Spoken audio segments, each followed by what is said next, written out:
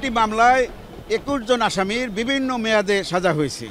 যারা এই 3টি মামলায় কমন আসামি আছেন তাদের সাজা ওইভাবেই ক্রমান্বয়ে, যার প্রথম মামলায় সাজা যদি 3 বছর হয়ে থাকে পরবর্তী 2 মামলা 3 বছর ধারাবাহিকভাবে খাটবে, একত্রে না। দুদকের পক্ষে প্রসিকিউশন অর্থাৎ আইনজীবী হিসাবে এই মামলায় কাজ করেছি। সেক্ষেত্রে দুদক হলো এই মামলার একটি পক্ষ, আর আসামি পক্ষ যারা রয়েছেন সেটা তো জানেন। অবজারভেশনে যতটুকু আমি এখন রিকল করতে পারছি সেটা হলো, যেভাবে হোক না কেন 4 বারের প্রধানমন্ত্রী ছিলেন শেখ হাসিনা। সেক্ষেত্রে আবার উনি যিনি আপনার আজকে স্পেসিফিক মামলায় যিনি সজীব আহমেদ ওয়াজেদ জয়, তিনি প্রধানমন্ত্রীর উপদেষ্টা হিসেবেও ছিলেন।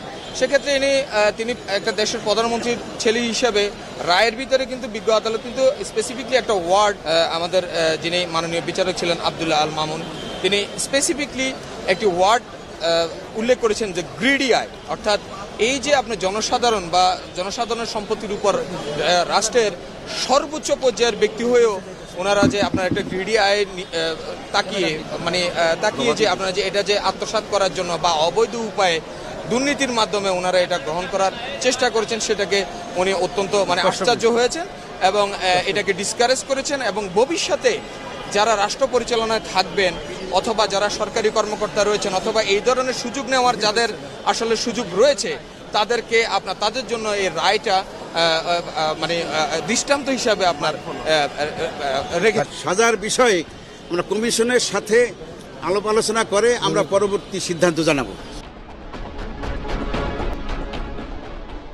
প্লট দুর্নীতির 3 মামলায় শেখ হাসিনার 21 বছরের কারাদণ্ড, জয় পুতুলের 5 বছরের কারাদণ্ড।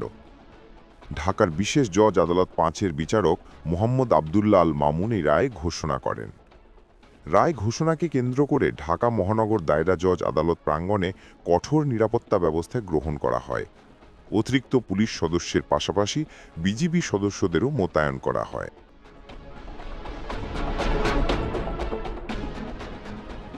এর আগে গত রোববার গ্রেপ্তার হয়ে কারাগারে থাকা একমাত্র আসামি রাজুকে সাবেক সদস্য ও এস্টেট ও ভূমি মোহাম্মদ খুরশিদ আলমের পক্ষে যুক্তিতর্ক উপস্থাপন শেষ হলে আদালত আজকের দিনটি রায়ের জন্য নির্ধারণ করেন। অন্য আসামিরা পলাতক থাকায় তাঁদের পক্ষে কোনো যুক্তিতর্ক উপস্থাপন করা হয়নি। তারা আত্মপক্ষ সমর্থনের সুযোগও গ্রহণ করতে পারেননি।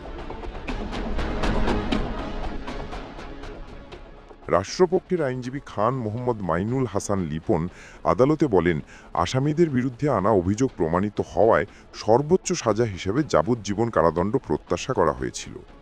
অপরদিকে মোহাম্মদ খুরশিদ আলমের আইনজীবী শাহিনুর রহমান দাবি করেন, দুদক তার মক্কেলের বিরুদ্ধে অভিযোগ যথাযথভাবে প্রমাণ করতে পারেনি। মামলার পটভূমি। আদালত সূত্রে জানা গেছে, প্লট বরাদ্দে দুর্নীতির অভিযোগে চলতি বছরের জানুয়ারিতে দুদক পৃথক 6টি মামলা দায়ের করে।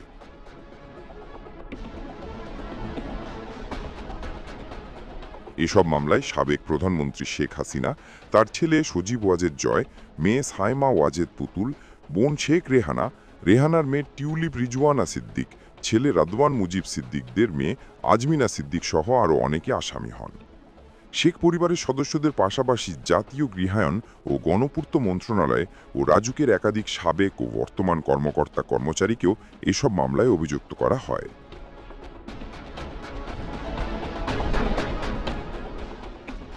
তাদের মধ্যে ছিলেন সচিব, অতিরিক্ত সচিব, প্রশাসনিক কর্মকর্তা, রাজুকের সাবেক চেয়ারম্যান, বিভিন্ন সদস্য, সাবেক প্রতিমন্ত্রী এবং প্রধানমন্ত্রীর সাবেক একান্ত সচিব সহ বেশ কয়েকজন উচ্চপদস্থ কর্মকর্তা। অভিযোগ গঠন ও তদন্ত। গত 31শে জুলাই ঢাকা বিশেষ জজ আদালত 5-এর বিচারক মোহাম্মদ আবদুল্লাহ আল মামুন 3টি মামলায় আসামিদের বিরুদ্ধে অভিযোগ গঠন করেন। অপর 3টি মামলায় ঢাকার বিশেষ জজ আদালত 4 অভিযোগ গঠন করেন।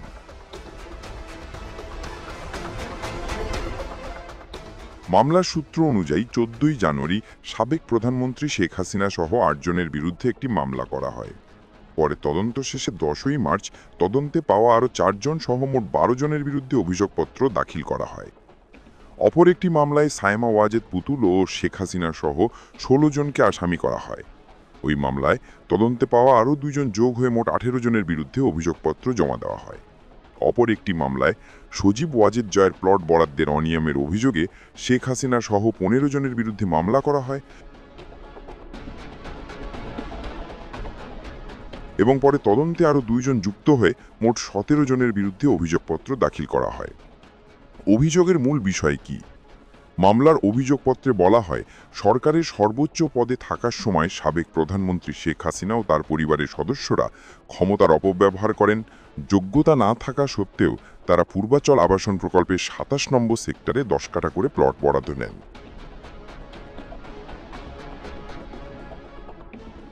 এই বরাদ্দ প্রক্রিয়ায় সংশ্লিষ্ট সরকারি কর্মকর্তাদের প্রভাবিত করা হয় এবং রাষ্ট্রীয় সম্পদের অপব্যবহার ঘটে। এই 3 মামলার রায়ের মাধ্যমে পূর্বাচল প্লট দুর্নীতির একটি বড় অংশের বিচারিক নিষ্পত্তি হলো বলে সংশ্লিষ্টরা মনে করছেন।